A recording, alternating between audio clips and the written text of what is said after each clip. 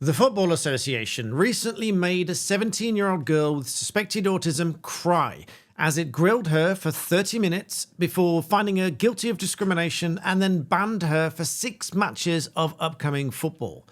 Why? Because she asked a transgender opponent with a beard, "Are you a man?" So welcome back to Secrets. If you're new to me, I'm Daniel Shensmith. I run the Black Belt Barrister channel, but I try to reserve my personal opinions on certain things for you here on Black Belt Secrets. So please do subscribe, and I would really appreciate that. So let's take a look at this story, shall we? Now, I did cover this story over on Black Belt Barrister, but mostly with regard to the law where sporting organisations under our Equality Act, if you are an international viewer, we have the Equality Act 2010, which makes certain provisions for unlawful discrimination with regard to protected characteristics, and one of those being gender reassignment.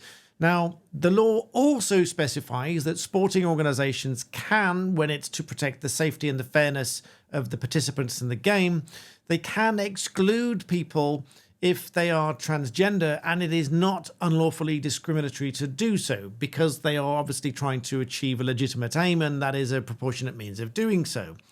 However, let's take a look at this story, because in this story, my personal opinion is this is an abhorrent abuse of an authoritative position by the Football Association. My personal view here, based on the facts, and I'm entitled to that, I'm entitled to express that with you here. In my personal view, I'll give you my personal view as we go through. Let's take a look at the article first. So, female footballer with suspected autism being hit with a 6-match ban after asking a bearded transgender opponent, "Are you a man?" She cried as she was found guilty of discrimination by a national serious case panel over remarks made during a match against a trans-inclusive club.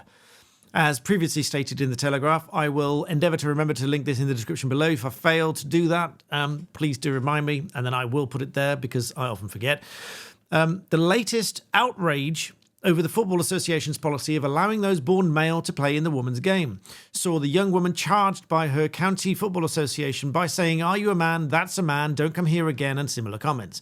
Now, bearing in mind that she has suspected autism, some people have said that that shouldn't really have a bearing on this case, but regardless of whether she has autism or not, I don't think it's outrageous or discriminatory to ask somebody with a beard whether they're eligible to be playing on the women's team. Let's read on.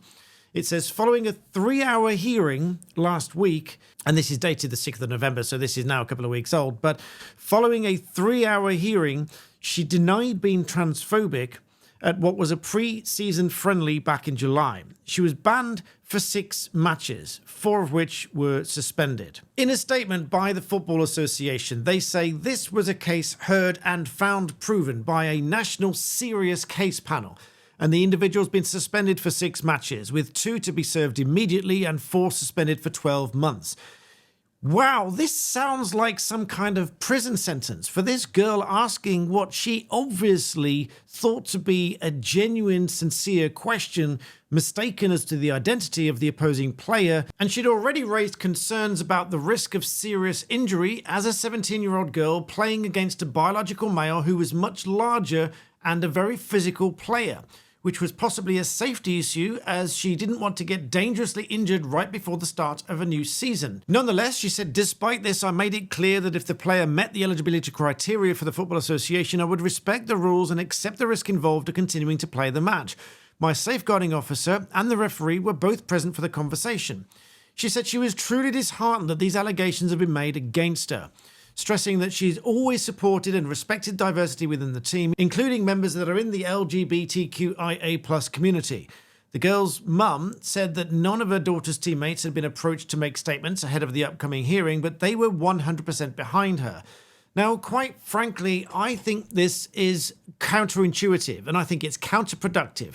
I think those that want to increase inclusivity and increase the cohesion between players on these teams that are going to be more and more diverse, this is the wrong way of going about it. Because not only do people have these concerns in the first place, and in many cases they are justified concerns because of the size and the strength of the opponents, which the law allows them to exclude if they see it's deemed necessary, driving a wedge between people by banning people from a match because they asked a simple question during a match is simply the wrong way to go about it. Not only that, it goes against the very premise that we teach children, which is to ask questions and to learn about things. Her parents were quite rightly outraged, and they told the Telegraph that they've always taught the daughter to ask questions. If she doesn't feel comfortable, if she doesn't feel safe, then she should go to somebody in charge and ask a question.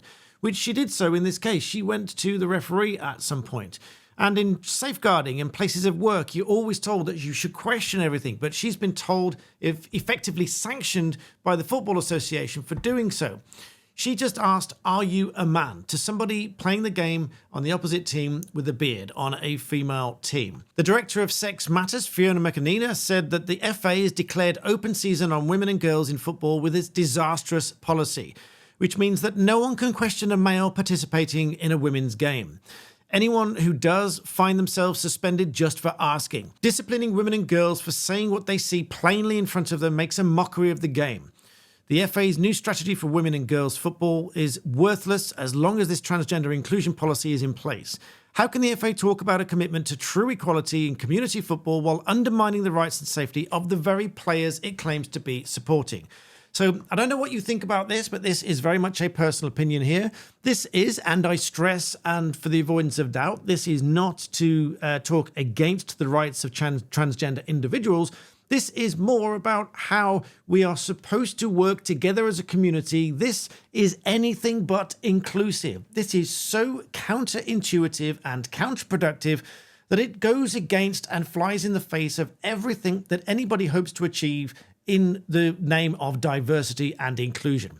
So those are my personal thoughts. A lot of people ask me for my personal thoughts. Those are what they are. Please do let me know your thoughts and comments respectfully, if you would, please, in the comment section below. Please do remember to like the video, subscribe to the channel, ring the notification bell so you get notification of new videos. And as always, thank you for watching.